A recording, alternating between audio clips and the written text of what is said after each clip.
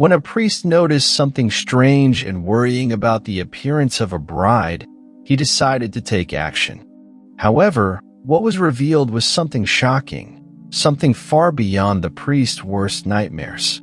As Father Nicholas stood at the altar of the grand old church, he couldn't help but feel a sliver of unease course through him. The air in the church seemed to crackle with a strange and indeterminate energy, and the sense of worry and foreboding gnawed at the very depths of his soul. He shook his head. Perhaps he was just being silly and imagining things. Maybe he just needed some rest. After all, he had been working hard recently.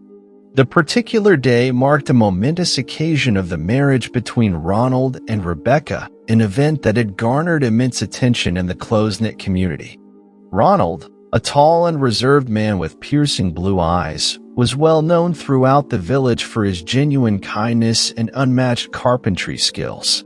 His bride Rebecca, on the other hand, was a mysterious enigma. No one knew anything about her origins or her past, adding an air of intrigue to her presence in the village. Rebecca seldom ventured outside the confines of their home, leaving the villagers eager to catch a glimpse of her face. To their surprise, whenever she did appear briefly in public, she would don an intricately embroidered veil that concealed her features, further fueling their curiosity. The villagers couldn't help but wonder about the hidden charm that Rebecca possessed and the reasons behind her seemingly deliberate choice to hide herself away. The people of the village believed that she was hiding an ethereal beauty, with cascading ebony locks and porcelain skin. Only one person had so far had the courage to ask her why she wore such an unusual garment. Rebecca's answer had been elusive, but what the villagers had gathered from her reply was that she was extremely religious and would only show her face to her lawfully wedded husband, which meant that not even Ronald had yet seen a glimpse of her unfiltered beauty. Proposing to a woman that no one has ever seen without a veil on her face might seem an odd choice. But the truth was that Rebecca was a lovely woman, and Ronald wasn't the charming swan himself. If she ended up being more beautiful on the inside than the outside, he really wouldn't mind. The courtship had been old school, short, and with many public dates, and since he was a respectful man, he had never once tried to peek under her veil. However, Rebecca had promised him she would let him see her face at the altar before exchanging their vows. The villagers' anticipation grew with each passing moment. Their whispers filled with a sense of excitement and curiosity, and Rebecca's footsteps echoed through the old church. The atmosphere became heavy with an unsettling tension. The soft glow of candlelight figured off the church's ancient walls, casting eerie shadows around the congregation. The bride's ethereal veil seemed to float gracefully around her, adding an air of mystery to her presence. However, Father Nicholas couldn't help but feel a strange sense of unease as he watched the veiled woman slowly walking towards the altar. Nothing looked out of place. Yet to Father Nicholas, there was definitely something wrong. He knew Ronald pretty well, as every other member of his congregation, but he didn't know Rebecca at all. Yes, she had been attending Mass and confessing her misdeeds weekly, and she had struck him as the picture of virtue, but he couldn't shake the feeling that her modesty was hiding something else, something that could possibly change the outcome of that beautiful day. The anticipation was thick in the air as the villagers prepared to finally catch a glimpse of the bride's bare face. But should that revelation really happen in front of so many people? Perhaps the bride would feel more comfortable showing her face to her future husband for the first time if the priest was the only other witness. Suddenly, Father Nicholas felt extremely guilty for not asking her about this beforehand, and now he found himself standing at a moral crossroads, torn between two paths that went in very different directions. On one hand, he could proceed with the wedding and let her face her choice head-on.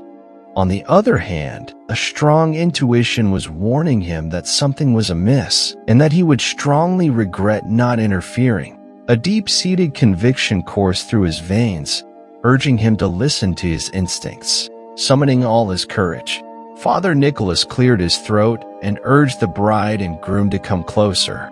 When they were both just inches from his face, he turned his attention to Rebecca and began to ask her whether she really wanted to do this in front of all these people.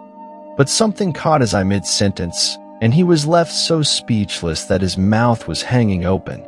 He had never been this close to Rebecca, and had therefore never had the chance to peek under her veil. She usually wore a garment of dark lace, but today her thin veil was see-through enough to let him see underneath, and what he noticed was shocking. "We need a few minutes to talk," he said loudly, stopping the wedding to address the congregation. "We will be back shortly. Please sit down and enjoy this beautiful sunny day." Before anyone could react, Father Nicholas grabbed both the bride and groom and dragged them back inside the vicarage. Ronald was stunned by the sudden interruption and demanded to know what was going through the priest's head. This was his wedding day. Surely whatever he remembered he needed to tell them could wait until after the ceremony. On the other hand, Rebecca was silent. She knew exactly why the priest had stopped the wedding. She had seen his eyes roam her face beyond the veil, and had recognized the look in his eyes. That was a look she had seen countless times on other people's faces before she decided to start wearing a dark veil wherever she went. Mystery and curiosity she could get away with. It was the pity in the people's eyes she couldn't stand. So she put a hand on Ronald's arm and told both men to listen. "I know you're thinking that I shouldn't expose myself like this on my wedding day, Father," she said. "I don't know if you're afraid that the congregation will be horrified by the sight or that Ronald won't want to marry me anymore. Whatever it is, I'm ready to face both disgust and rejection, but I'm tired of hiding and I want to do it today." Father Nicholas felt a surge of pride and compassion for the woman in front of him. Here she was, ready to face her demons in front of dozens of people, and a man who could withdraw his proposal at once. She was brave, and he could do nothing but grant her request, even if it may end up turning a sacred event like a wedding into a crazy spectacle. What he didn't know was that in this congregation Rebecca had found a family. She had moved from place to place for years, never being able to grow roots anywhere, until she had finally felt at home in this town where nothing ever happened. She might become the town freak, but she didn't care anymore. She was tired of running and wanted people to love her for who she really was and not for the mystery she embodied. But now Ronald was having second thoughts. What could possibly be Rebecca talking about? Hiding? Running? What was he going to see under that veil that could change his mind about the entire wedding? He wanted her to answer his questions, but she insisted she'd do it in front of the whole congregation. So he gave in, and they went back to the church where the guests were still waiting for them, whispering in confusion. When everyone was settled and the introductions had been made, Father Nicholas didn't stop when the time came for him to lift the bride's veil. As he carefully lifted the silky smooth fabric, a collective gasp escaped the lips of both Father Nicholas and the congregation, their eyes widening in disbelief at the shocking sight that materialized before them. A sight that would forever be burned into his mind. Rebecca's face was marred and scarred with angry gashes of red and wrinkly skin, covering most of her cheeks and forehead. She didn't even need to explain for everyone to understand that these were burns. However, she still cleared her throat and started speaking. "When I was just a young girl, the house my family lived in caught fire.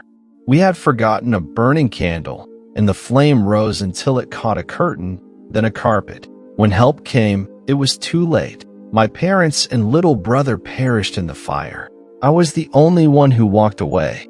I had to spend several months in the hospital because I was covered with burns, and unfortunately my face is not the only part of my body when the scars are still so severe. I hoped I could find love anyway, but wherever I went, mockery and pity followed. So I started hiding my face and body from the world." The whispers became louder and Rebecca made a short pause. Then she turned to her husband-to-be and spoke again. "I understand if this is too much for you. I should have refused your proposal, but I love you so much that I let myself believe we could be happy despite my looks. If you want me to leave, I won't hold you against it." Then she turned to the congregation. "I won't hold a grudge against any of you if you decide never to speak to me again. The only thing I ask that those of you who will choose to be my friends anyway don't treat me any differently. I had my fair share of pity in my life, and I don't need any more." At that, the congregation fell silent, and to everybody's surprise, Ronald was the first to speak. "I would be lying if I said I never suspected your face might not be what people would call beautiful, but I fell in love with your soul and your mind, and I told myself I wouldn't care if you ended up being an ugly duckling. However, the only thing I see today is a woman with an incredible strength and grace who went through hell and still came out of it with a gentle, loving soul. Your scars are the remainder of something terrible that happened to you, but to me, they are the tangible sign that you made it out of that inferno alive. So if you'll have me, I'd still like to take you as my wife, unless someone wants to interrupt this wedding once more." The congregation laughed at this joke, and even Rebecca beamed with joy and relief. But poor Ronald had to wait a little longer to have and to hold her, because something even more exciting happened. Most of the guests rose from the pews and rushed to hug the bride. They wanted to show her their support and acceptance, and assure her that they wouldn't just look at her and see something broken. They would see a woman of courage who had managed to turn her life around and find happiness after an unimaginable loss, and now deserved everything the world had to offer, including but not limited to a husband who was dying to marry her. What did you think of this shocking story? How would you have reacted if you had been in the congregation of that church? Would you have shown the same empathy to Rebecca? Thank you for watching this video, and if you enjoyed this story, please don't forget to like and subscribe for more.